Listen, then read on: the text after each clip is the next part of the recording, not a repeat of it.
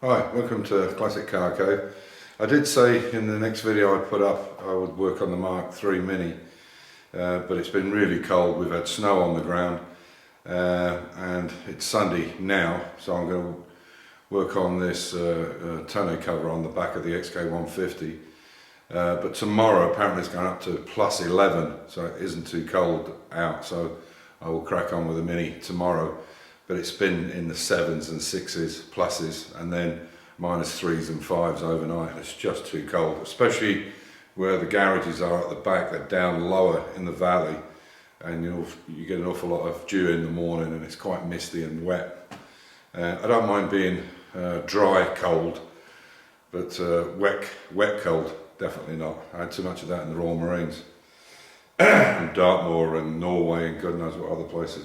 So what I'm going to do is I've had a chat with a friend of mine in the States called David Serbers, top guy. He's got an XK150 roadster, but it is an original S, unlike this one, which is not. This is an SE car, as I've said before. And David and I got in contact some years ago. He was building his car, he was getting it ready, and we talked backwards and forwards, and he actually got further with this because I had some other projects on the go. This car has probably been over sort of 7 years, but I've really only spent about 3.5, 4 years on it tops, or 3 years in reality, because there's been so many other projects on the go. So I'm not at this point now where I'm going to rush it. I've still got well over the winter to get this sorted out before we go for the turf. But this tonneau really needs to be sorted out and fixed, and Jonathan from John Skinner Company Interiors in the UK, they have their own website. I think it's called Classic Car Interiors John Skinner, and it shows what the work that they can do. So what I'm going to do today is I'm going to take some templates and some measurements from this rear tonneau, and he's going to refabricate it for me. But this friend of mine in America, David, his is really nice, but it's made of the same material. I think it's a vinyl one, but it's the same colour as the hood, and it doesn't fit with his seats. He's got like a light blue, not French blue, but a light blue seat, and the tonneau's dark blue, and he's decided he's going to have his done to match the seats, so that they look like they're one on this, like they are on this car. But his fits perfectly. So his suggestion to me is rather than send just the cover, that's this piece here, the tonneau cover, send the bow as well, so they can work to that bow, because that's where the problem is. So what I'm going to do is I'm going to take the screws out the front, going to check that this bow is actually vertical, it's upright against its hinge, and then take some measurements from it and make the templates from that. So this is what we'll be doing today. So you can see that the bow is not absolutely upright, and obviously this is not going across the bow, so I'll make a measurement across here, and obviously with these pieces joined together there's quite a lot of overlaps, but this bow I don't think is completely upright on its hinge, so I'm going to do that, and I'm going to measure it across, and I'll make these profiles at the same time. So what I'm going to do now is undo all these screws and see if it can come forward, and then I'll show you on this side. So it isn't quite as bad, but you can see that this is tapering in here.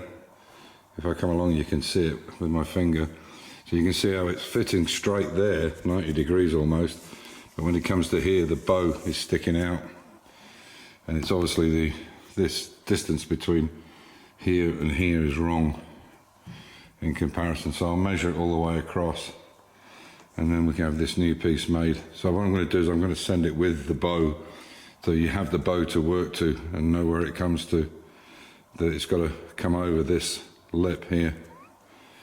Okay, so I've got all the screws out, so now what I should be able to do is just lift this up. It's very tight on it, it should come up. There we go.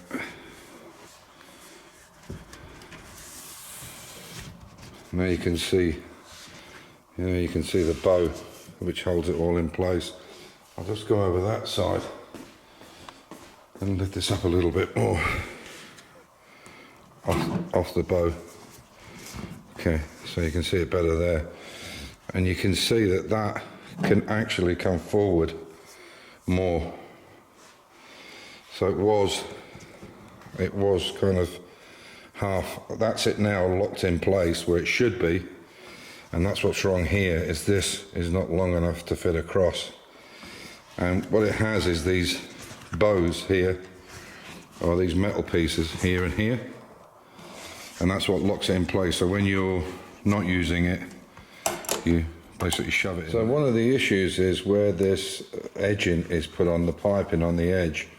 You can see that there is 4 layers. So there's 1, 2, 3, 4 leathers, 4 pieces of leather that are bound together, and that's there to give us that. I'm going to turn this back over. Hang on, let me get this out of the way. If I turn this back over, it's there to give us that piping. Sorry about that. It's there to put that piping in there. And of course, what that's doing as well is because it's so thick, it's hitting against here, so that thickness has to be taken into account when we make the new one. So what I'll do is I'll measure that with a caliper now, and that's certainly, we need that much on top for those 4 layers to come against the side here, because what's happening then is it's sticking out, as you can see there. So I'll measure that and see what it comes to. And yeah, I think that's one of the problems with the piping. And I also think that the distance, it won't be until we get it off and measure it, and I think it's also the distance is not quite right, it's not straight enough. So, but it's a lot of work to get that out.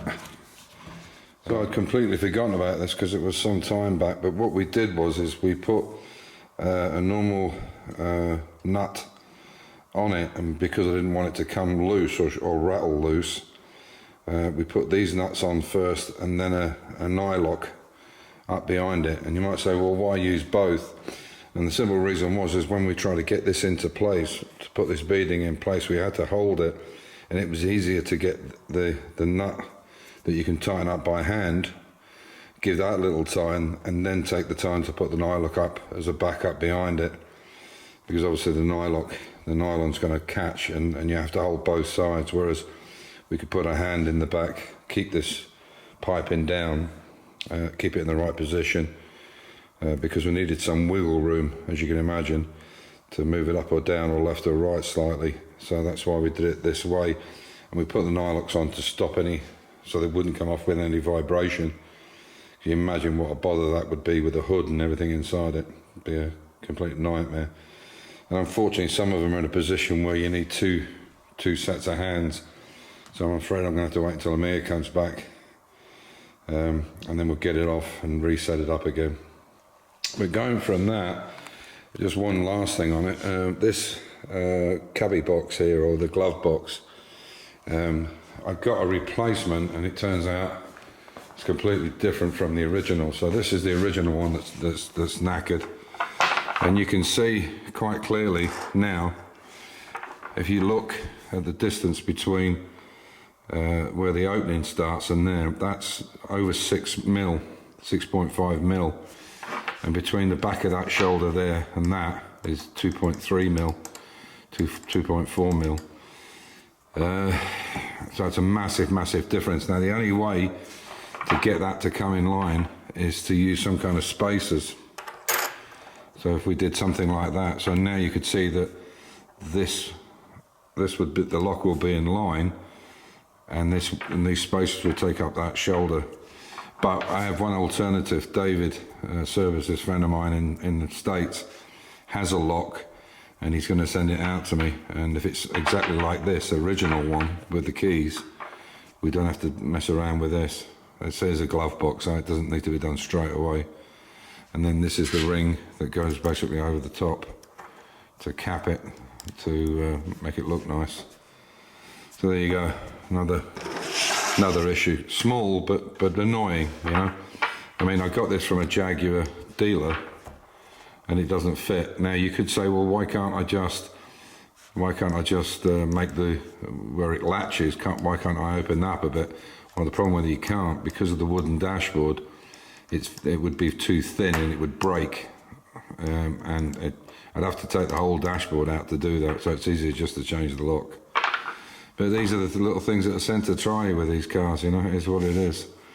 So, as I say, we either go with that option and we drill 2 holes through them, because obviously you've got to drill 2 holes through the back to attach it, like you would with this one. This has got 3 in it.